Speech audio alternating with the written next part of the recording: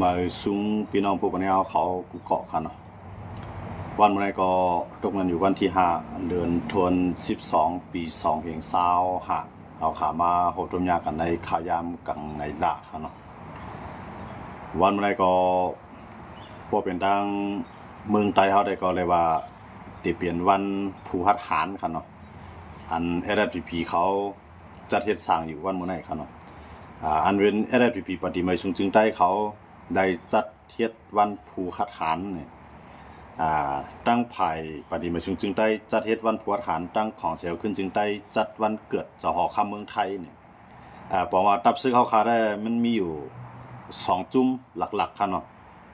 เตมันได้ประมาณนับจอมปีดุจิตว่าปอดเมืองลาวว่าสังว่าจะในก็ได้ป้าไว้หลายจุ่มอยู่ก้อยกาวันภูหัตถานในเขาได้นับเหมือนกันครับเนาะตั้ง LPP ตั้งอาเซียนในขณะอาเซียนก็ได้มีวันภูหัตถานก้อยเขาแทงวันนึงวัน LPP เขาก็ได้มีวันภูหัตถานเขาแทงวันนึงเนี่ยมันเหมือนกันเนาะในตับซื้อเขาค่า2จุ่มเลยก็ในเลยลองวันสังก็ยาวค่ะเนาะเพราะมาด้วยได้ก็ตอนดาพ่อนดีพ่อนดีตอนดากวนเมืองใต้ได้ก็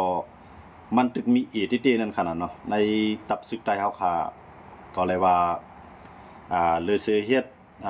2จุ่มพี่น้องตึกกันเสียมก้าในกวนเมืองในวงกลางก็ทบมาต่างอย่างหรือนั่นก้าในปล่อยให้จุ่มยิบกองกลางต่างวันต่างเวียงต่างเมืองก็เข้ามาตรงหนึ่งในนาทีเมืองไทยเอาคานำเตะๆค่ะเนาะย้อนนั่นแหละในอำว่าก้อนหนึ่งที่จัดเฮ็ดวันภูหัตถาน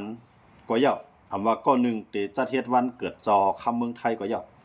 ก้อยกาจื้อมากก็ยาวในอันลำลองที่สุดได้มันหลู่ว่นตอนตากวนเมืองไทยเฮาค่ะเลยว่นตอนตากวนเมืองเฮาอันอยู่ไว้ในแผ่นดินจึงได้ก็ลีอันออกนอกเมืองก็ลีในอันนั้นได้หลู่ไว้ลำลองเตะๆค่ะเนาะที่ต่อให้เฮากะไว้วันภูหัตถานลำลองดันนี้ก็ยาวพอค่ำเกียรติขีบันก้นเมืองเฮาเนี่ยภูหัตถานเจือนเขารับตาลึงเมืองกว่าก็อำจังขึ้นมาจ่อยสังเฮาไหลกำไรแทงก้อนนึงก็เฮ็ดวันเกิดเจ้าค่ำทางเมืองไทยปาที่เก่าเนี่ยมันเจ้าก็เลยรับตาลึงเมืองเข้าส่วนมาคักค่ำก็ย่อต่อให้เฮาคัดใจเฮ็ดตานคือก็อำจังจ่อยสังเหลือเฮาไหลค่ะเนาะในต่างที่ลีที่สุดได้ให้ตับซึกได้หนังกันฮักกันพร้อมกันป่องใจเนื้อกันเงาป่องใจเงาลายวานเมืองอันเกิดขึ้นอยู่ย่อก็ป่องใจเนื้อก้นเมืองเฮาคาอันทบเพอยู่กูไผๆค่ะเนาะอำว่าอันปลายกว่าดังเมืองเกาหลีอันอยู่ไว้ในเมืองเฮาเกาหลีในข้าวยามมื้อได้มันเป็นอันทบเพไว้อยู่ยาวค่ะเนาะย้อนมื้อจังนั้นเสียในอิงเอาในวันลุกขึ้นวันลุกขึ้นจังกันวันภูหัตถานอิงเอาในวันภูหัตถานอันปฏิมาชุมจึงใต้เขาจัดเฮ็ดเกาหลีเนี่ยให้เขาเจ้าหัตถานตากแกดเคจื้อคือในวันเมืองเฮาค่ะอำใจว่ายุกยองก่อนรับตาเรื่องเมืองกว่าที่ก็ถามว่าจอนลียุกยองหรือยุกยองอยู่ก้อยกะว่าอันลียุกยองหรือนั่นแท้ได้ก็อันก็ฮัดหานก็มือเหลียวในเผยก็เลยตีออนหูฮัดพร้อมกันเผยก็เลยตีออนหูฮัดแกดขี้ปันเนื้อละจื้อคือเอาเนี่ยอันนั้นได้ก้นก่อนอยู่มือเหลียวในหลวมมีก้นก็ฮัดหานอันกาปวนมาได้เขาจะฮัดหานสิเลยต่อสู้มาลู่เนื้อละชายใจมาลู่อาสาชายใจมากูซึกูร้องยาวคันเนาะก้อยกะวันมือเหลียวในก็ถึงข้าวยามเตียนให้เฮาปอมักมันผัวฐานก่อนกึดว่าอยู่ในข้าวยามมือหรือในที่เป็นเผาเป็นเจ้าไรเปลี่ยนก่อไรในอันนี้ให้มันเกิดขึ้นในวัยเฮาคาในใจเฮาคาไว้ๆค่ะเนาะอันนั้นได้ก็ที่จังเฮียไทยจังแกดขี่ปันไรแผ่นดินวันเมืองแลที่อยู่ด้านเซาพอมีพี่น้องคนในเมืองใต้เฮาค่ะเนาะมันจะหนังของเสียวขึ้นจึงได้เขาเจ้าเฮ็ดปล่อยวันเกิดเจ้าฮอข้ามออกวันเกิดเจ้าฮอค่ำค่ะเนาะผู้เป็นเมืองไทยก็ได้ก็บนที่ห้องว่าวันปอนะฮะเนาะเมืองต่างได้เจ้าคำปาที่เก่าไหนๆทั้งเมืองไทยได้ก็ไว้ลำลองติที่อ่อนกันลังย่างการย่างงานเนาะหาปอหาเมหาปีหาน้องทบหญ้ากันค่ะเนาะเบิ่นจึงวันมื้อไหนค่ะเนาะสั่งเป็นกูปอกค่ะเนาะเพราะว่าวันปอในกูปอกในเบิ่นจึงว่าจอมโครงการก่อสร้างว่าสังว่าที่ไหนเขาได้สั่งปิกสั่งกึดหมดค่ะนะสังใจว่าวันปอกถึงมาแล้วเขาย่อมกึดตึกเหตุการณ์อยู่ในตำรวจได้เขากดเขาแจดเขาทัดค่ะเนาะมือป่วนมากค่ะเนาะก้อยกับมือเหลียวได้ก็ย้อนเปิ้นมันเจ้าก็รับตาเรื่องเมืองกว่าย่อในเพิ่นก็เอากลุ่มเอามูลเสตึกสีเพชรกว่าอยู่ใกล้ก็ว่าให้ปอกึ้นควันมันจังหนังกูปอกให้ปอกก้นสนใจใส่ใจมันจังกูปอกติ๊กๆก็เต็มป้อมเยอะนั่นขนาดเนาะย้อนเปิ้นมันมีมาเจ้าคำปาที่10เดือนไว้ยาวนั่นขนาดเนาะวันเกิดเจ้าคำปาที่10ก็ได้มีอยู่มื้อนี้ก็วันมื้อนี้ก็ได้เป็นวันเกิด จะหอคำปาที่เก่าวันที่5เพิ่นบ่ให้ของว่าวันที่5ธันวานั่นค่ะเนาะวันที่5มื้อเลยก็ผู้เป็นใต้ก็ได้เลยว่าเป็นเรือนเจียงค่ะเนาะใต้เขาได้ก็เลยว่าเป็นเรือนเสียงซึ่งมาก็ย่อในเฮาเข้ามาด้วยในเมืองเปิ้นกูเมืองเปิ้นก็มีศูนย์ของเปิ้นค่ะเนาะใต้เขาอันเขาเจ้าอยู่จ้อมแดนดินเสเฮ็ดวันเกิดเจ้าค่ำจังได๋มันเป็นตาเอาใจกันเนาะตาเอาใจกันว่าเฮาอยู่จ้อมแดนดินจังได๋ก็เฮานับยำกุ่งมุน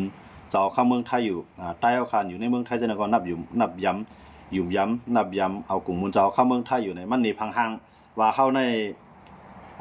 เฮ็ดดีต่อเปิ้นอยู่นั่นคั่นน่ะเนาะอันนั้นก็ตั้งซีเรียสเขาก็จัดคัดใจเฮ็ดกูปีค่ะเนาะอำว่าที่เป็นวันเกิดเจ้าคำปาที่เก่าก็ย่าปาที่10ก็ย่ามาได้เป็นวันเกิดนางหอคำปาที่เก่านางวันเกิดนางหอคำปาที่10ก็ย่าในของเสียวขึ้นจึงได้เขาได้เฮ็ดอยู่กูปีค่ะเนาะอันนั้นก็มันก็เป็นพรเรียนนึงตอนตาที่เปลี่ยนลองจำใจกันก็ลองนึงลองอันว่าเพิ่นเด็ดด้วยหันว่ามันเขาจุ่มในคือในอำใจเป็นพี่สังตอนตาเมืองไทยเนี่ยอันนั้นก็ได้เป็นลองนึงเนาะสังว่าเพิ่นก็เด็ดด้วยหันว่าอีดอดนั่นคั่นเนาะก็ว่า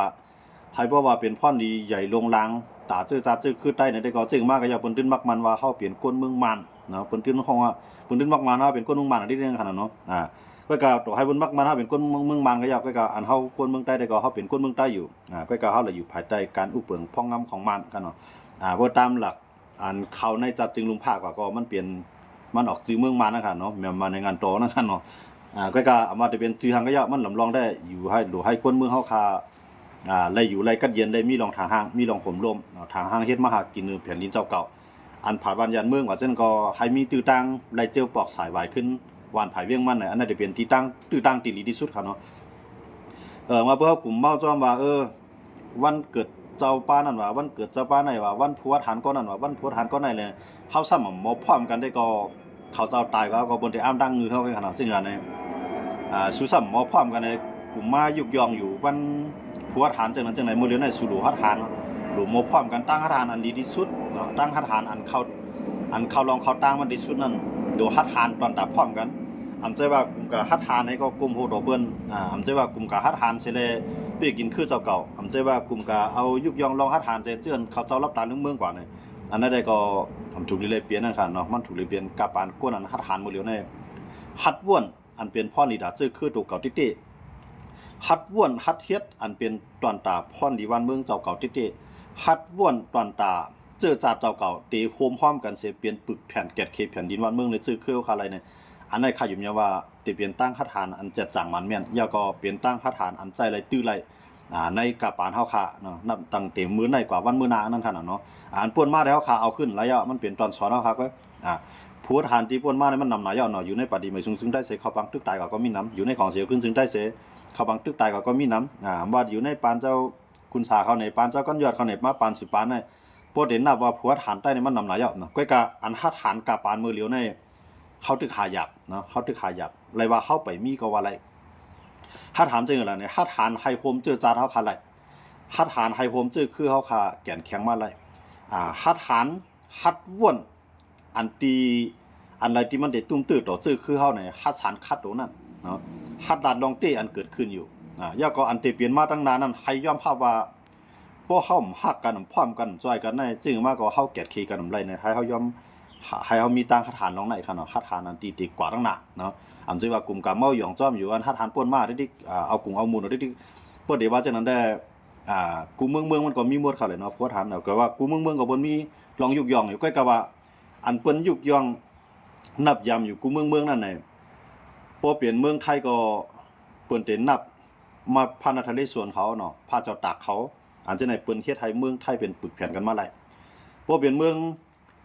สิงคโปร์เขาก็เปิ้นเตนับเอาวันมาลีกอนอยู่เขาเนาะเขาได้นับย้ำคุกคนวนถึงดาเซยันเบอร์เฮ็ดไทยเขาไล่กวนในเมืองสิงคโปร์ทั้งเสียงไล่อยู่ลีกัดเย็นขึ้นใหญ่ไม่สูงพอเป็นเมืองเวียดนามก็เขาได้นับย้ำโฮจิมินห์ยันเบอร์สั่งในโฮจิมินห์ใน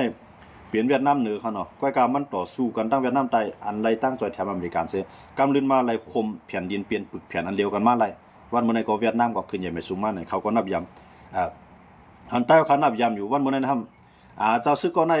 ตายกว่าเฮาก็หลุนับยามมันแทงเจ้าซึกแทงกองมาต่อสู้พวกไปออกมานั่นก็เฮาก็หลุนับยามมันเนี่ยบอกว่าเต้ๆมันได้อันใต้เอาค่ะฮัดหานที่สุดเลยเชียไทยใต้เปลี่ยนปึกแขนมาเลยเนี่ยมันมีเจ้าสื่อขันฟ้ากันมันมีเจ้าสื่อขันฟ้ากันที่เฮ็ดคือเลยเกิดมาแทงคนก่อนนั้นอันเฮ็ดไทยใต้เปลี่ยนปึกแขนอันเดียวกันอันเฮ็ดไทยเมืองใต้เปลี่ยนปึกแผ่นอันเดียวกันอันเฮ็ดไทยกูเจ้าคือในเมืองใต้เปลี่ยนปึกแผ่นอันเดียวกันนั่นน่ะเฮาโหลมีคนก่อนนั้นมันโหลเกิดขึ้นมาผู้นำก่อนนั้นค่ะเนาะในใต้เอาค่ะเนาะสังว่าให้เฮาบ่จังนับยำผัวถามเป็นคนก่อเดียวกันหมดแล้วแน่เฮานับยำนั่นใจคนก่อเดียวเขารู้เมืองล้านนับยำก้อยเขาแทงก้องวานให้นับยำก้อยเขาแทงก้องลอยเตแรงเขานับยำก้อยเขาแทงก้องบ่เฮ็ดจังนั้นน่ะถามว่าเฮาได้เป้ผู้เขียนเฮาไหลอยู่ห้าเนี่ยเฮาได้แก่นแข็งไหลอยู่ห้าเนี่ยมันแก่นแข็งไหลยาก่อมเป้ผู้เขียนไหลค่ะเนาะเพราะมาตัวในขายาหมดเลยในเมืองใต้ค่ะในจุ่มยิบกองกลางก็เมื่อกูบอกได้แต่มีไต้ไต้เฮาก็ได้มีหลายจุ่มค่ะเนาะแต่ไปมีต่างจุ่มเข้ามายุ่งเก่ามื้อแล้วในเจ้าคือในเมืองใต้ก็ยิบกองกลางขึ้นใครว่ากูเจ้าคือเยาะเนาะอำว่าได้เป็นธนูเนาะอำว่าได้เป็นปะล่องอำว่าได้เป็นปะโออำว่าได้เป็นลาหูอำว่าได้เป็นอาคาอำว่าได้เป็นลีซอเนาะอ่อนกันยิบขึ้นกองกลางขึ้นมาหมดเยาะก็ได้บ่เฮาขาขึ้นมาด้วยแทงในเมืองใต้ค่ะในอันเด็กเข้ามาในเมืองใต้ค่ะอันมาใหม่ๆมาจูปานเฮาในค่ะเนาะมาจูปานเฮาในก่อนลูกต่างเมืองเข้ามาลูกเมืองขางลูกเมืองอยากไข่เนาะอันเจไหนก็เข้ามาอย่าก่อนลูกเมืองมันเนาะเข้ามานำเต้ๆค่ะเนาะย้อนเบิ่จังนั้นเนี่ยเฮาค่ะถูกดีมออ้อมล้อมพร้อมเสียงเปล่งปากกัน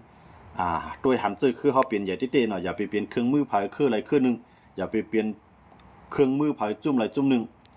ใครฮู้คันว่าอันเจ้าเก่าเฮ็ดอยู่นั่นเปลี่ยนพ่อนี่ตาซื่อคือเต้ๆอย่าไปเวียกคาซื่อคือสิหากินอย่าไปเวียกคานังเรียนซื่อจัดเจ้าเก่าสิเลยว่าเหตุการณ์บ้านเมืองมีเหลวกันเนี่ยให้ตุ้ยลองเปลี่ยนเต้อันเกิดขึ้นอยู่ในเมืองเฮาค่ะเนาะ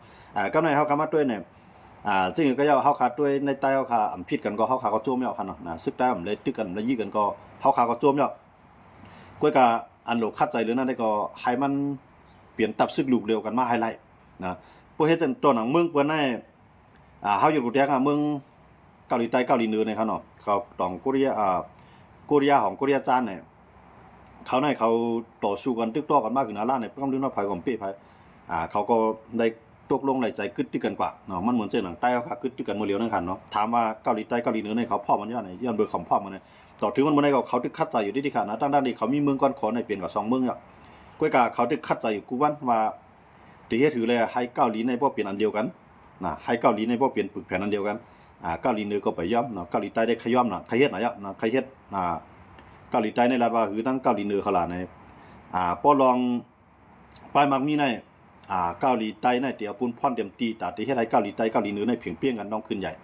เกาหลีเหนือก็เข้ามาโคมกันเสียแล้วเปลี่ยนปึกแผ่นอันเดียวกันในก็เกาหลีเหนือนั้นไปย่อมนั่นกันเนาะเขาก็ไปย่อมเสตาก็เขาตึกคัดใจด้วยที่ครับตอนนั้นนี่เขาเป็นเมืองก่อนโคก็เป็น2เมืองครับมีประธานาธิบดี2ข้อครับนะก้อยกาเขายังตึกคัดใจอยู่ลองพร้อมโฮมมันหลำรองที่สุดมันเป็นเฮียงลงสื่อสารนั่นขนาดเนาะก็ในมาตื้อเหมือนจังหนังเคเขาไต้หวันก็เฮ็ดก็อเมริกันเขาเฮ็ดก็เกี่ยวปานเขากำในเคเหมือนจังหนังเคชิจิ้นผิงเคปักกิ่งเขานะครับเป็นนึงมากก็ยาวไต้หวันนั้นเป็นศูนย์หนึ่งของเมืองเคก็เพราะว่าไต้หวันในเคมาโฮมมันได้เฮาได้เป็นเมืองอันยิ่งใหญ่ที่สุดในลุ่มฟ้าเขาก็ยังตึงมีตังยังอันได้คัดใจพร้อมกันอยู่คั่นเนาะก็ในว่ามาตื้อขึ้นในใต้เฮานี่ก็เมืองเฮานี่จุ่มยุบความกลางก็บ่เตรียมวันเตรียมเมือ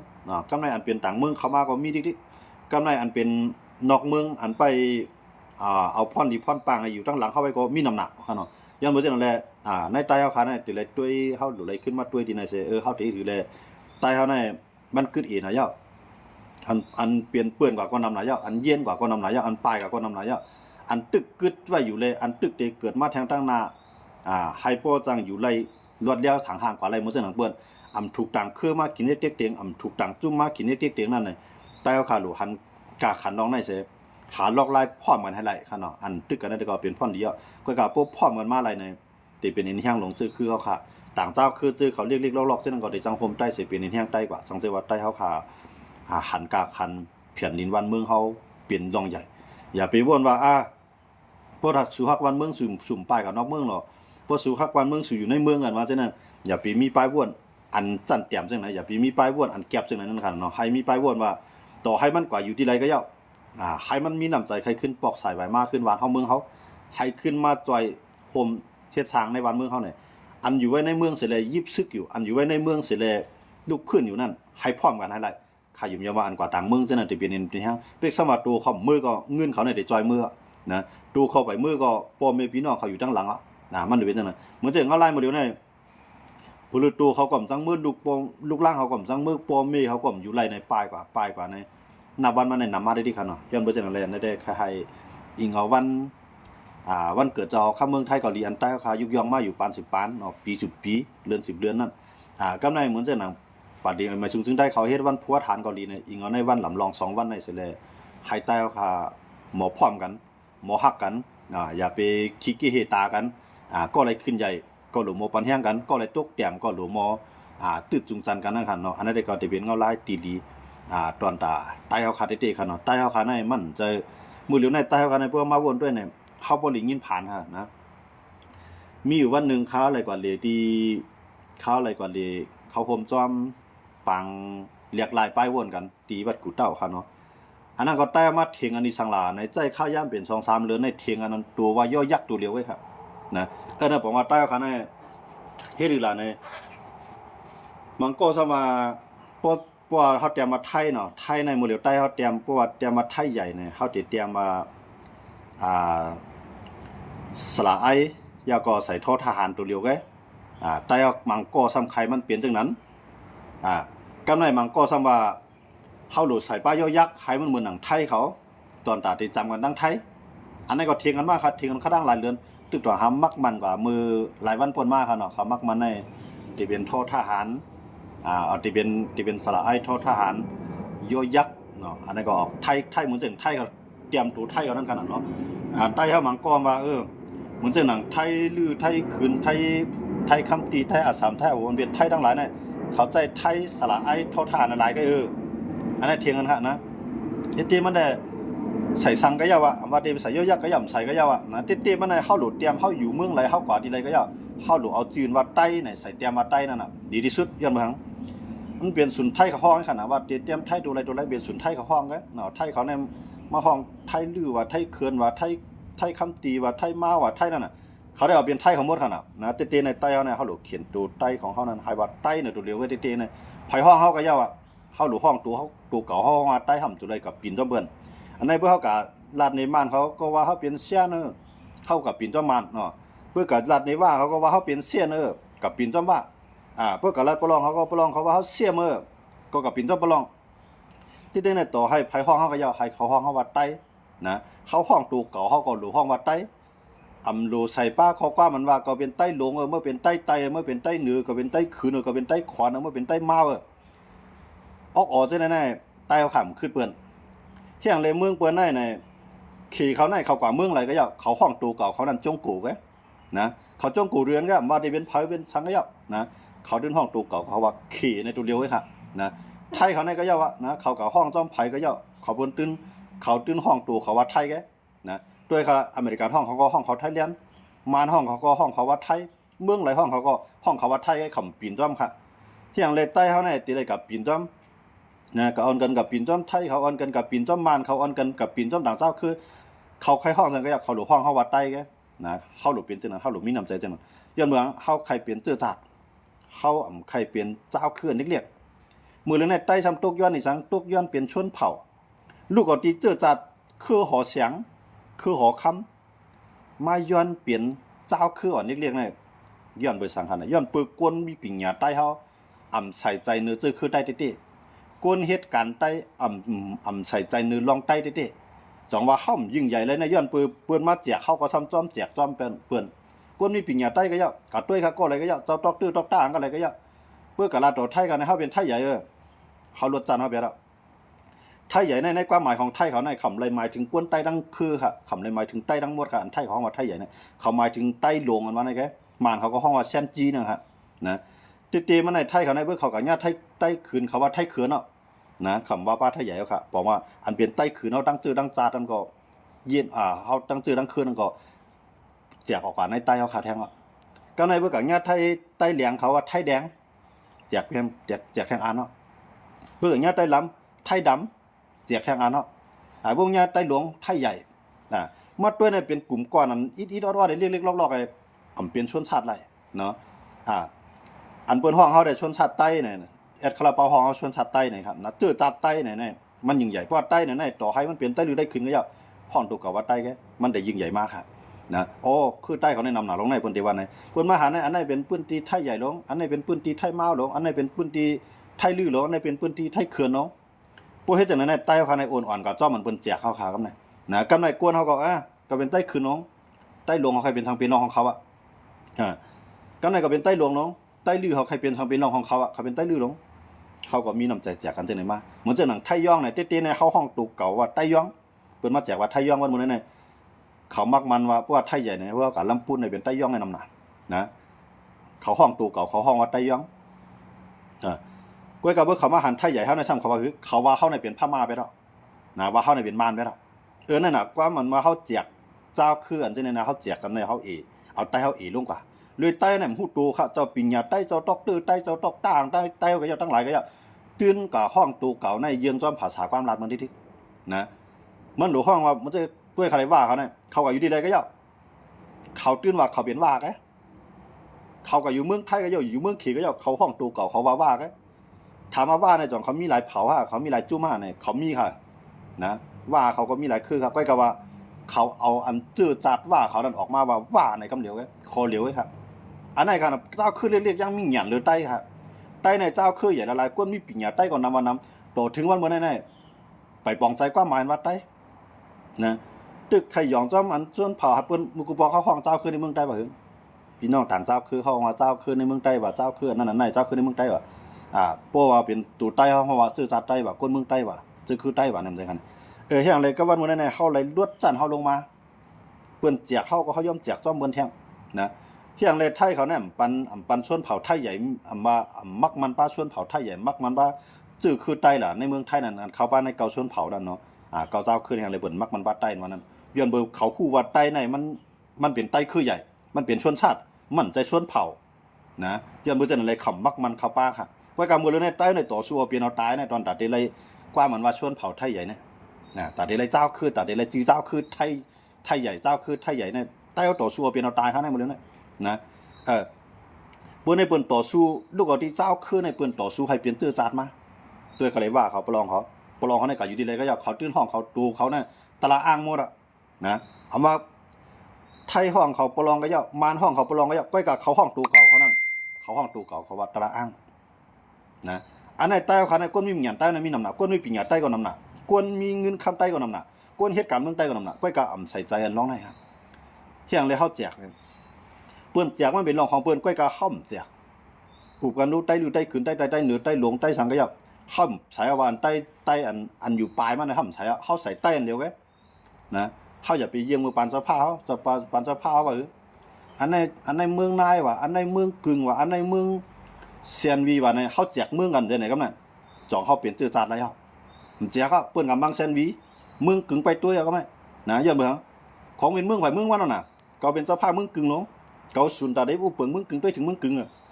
ก็เป็นเจ้าผ้าเซียนวีน้องเขาก็หลุดด้วยถึงเซียนวีแทงกองก็เป็นเจ้าผ้าสีโป้ลงก็หลุดด้วยถึงในสีโป้บ่เฮ็ดจังนั้นนะครับนายเปิ้นว่ามังเวียงสีโป้เปิ้นว่ามังเมืองเปิ้นว่ามังเวียงสีโป้ห้ามคือถามว่ามันเกี่ยวช่องจอมเฮาของเปิ้นว่ามังสีโป้ไว้น่ะเฮ็ดไหนสิกำนึงซื้อว่าเปิ้นทุบเอาเจ้าผ้าตายหมดจังคั่นน่ะมันตายก็ปายอย่ามาต่อถึงวันนั้นลูกหลานใต้ยังมังก็ยังที่ว่าเมื่ออยู่เมืองไหลเต้ๆมันน่ะเฮาโหลดถามกันว่าสู่อยู่เวียงไหลเวียงในเอิ้นความไทยเขาหมายถึงอำเภอค่ะนะเพราะว่าอยู่เมืองไหลนั่นน่ะเฮาติดตอบจังหือที่ว่าอยู่เมืองไรคากับเมืองใต้กันน่ะว่ามันก็ว่าอยู่เมืองดองก็เป็นเมืองใต้อยู่ดีอ่ะจังซั่นน่ะเฮาโหลดถามข้อความมันให้มันเวียนได้โหลอันว่าอยู่เวียงไหลน่ะอยู่เวียงไหลเนี่ยถูกที่สุดแล้วใช่มั้ยของเมืองใต้เขาเนี่ยมันมี50เวียงเขาโลใน50เวียงเนี่ยมันมีหลายเจตอนเนี่ยว่าเจ้าผ้า1เจ้าบางเจ้าก็ได้เลยอุปึงอำเภอไงเหมือนเช่นเฮาว่าเจ้าผ้าหลายคาเนี่ยมันอุปึงในหลายคาไว้โลเจ้าผ้าเมืองหนองอุปึงเมืองหนองไว้โลเวียงเมืองหนองเนาะติมันเป็นเวียงอ่ะเนาะเป็นเวียงของเฮาก็ใช้ว่าเป็นเมืองเพราะว่าเมืองไหนมันเหมือนเรื่องว่าก็ลุกๆไปแล้วขนาดนั้นเหมือนเช่นว่าเมืองมานว่าเมืองไทยว่าเมืองเขว่าเมืองลาวอันนั้นได้เปลี่ยนเมืองค่ะก็บ่อยู่ในเมืองเฮาสิห้องได้เฮาโหลห้องจังหื้อนี่เฮาโหลห้องตู่เฮาโหลถามเขาว่ามันว่าแต่ก็อยู่เวียงไหนเมืองใต้เฮาแน่ อันนั้นใจค่ะในมันได้มันแม่น่ะอยู่เวียงละเอ้เนี่ยเฮาได้ลัดเวียงมาอะไรก็บ่เหลียวเวียงละเสี่ยวนี่เวียงกดขายนี่เซียนวีนี่ลองของมันอ่ะก้อยกาบ่ว่าถามว่าใต้ก็อยู่เมืองละเอ้เนี่ยหลุดถามว่าอยู่เมืองใต้ขนาดว่าถามพวกมันถามมาเขาก็ว่าใต้ก็อยู่เมืองละเอ้เนี่ยได้หลุดถามมาเฮาอยู่เมืองใต้อ่ะดูว่าไหนก็บ่ใช่คั่นน่ะก้อยกาใต้คั่นน่ะลองเส้นไหนก็ปองใจน้ำหนาค่ะนะต่อเทื่องบ่ได้ใต้ก็อยู่เมืองไรอ่ะบางก็ว่าอยู่เมืองกึ่งบางก็ว่าอยู่ไร่คาบางก็อยู่เมืองหนองบางก็อยู่เกเซียเต้ๆอยู่เมืองใต้ไหนว่าถามเพื่อความถามมันถามมาว่าเมื่ออยู่เมืองไหนนั้นก็ใต้ก็ให้อยู่เมืองไหนเพื่อความถามมาเขานั่นแหละหลุดตอบมันก็เดียวว่าให้อยู่เมืองใต้ในเมืองใต้ในใต้ก็อยู่เวียงไรล่ะอันนี้หลุดถามจอมแทงใครว่าพูดว่ามันอยู่เวียงไร